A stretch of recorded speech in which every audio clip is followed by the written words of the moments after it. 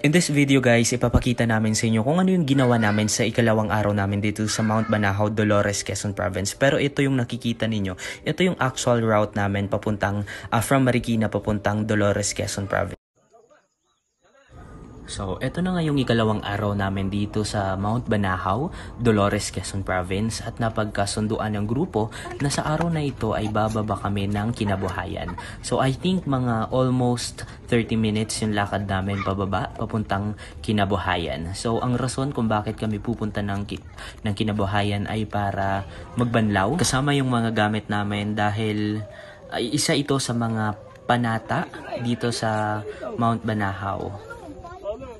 At habang kami nga ay lumalakad, nakasalubong namin si Kuya Uring at ang ahas na ito.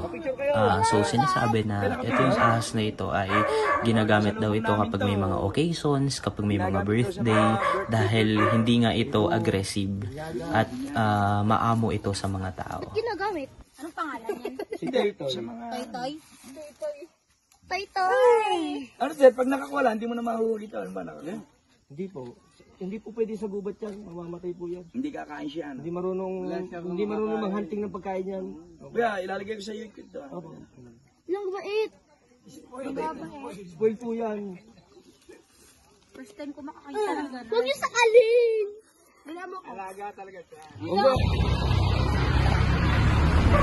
So, eto na nga, ilang steps na lang at malapit na kami sa katotohanan. Malapit na kami sa Kinabuhayan.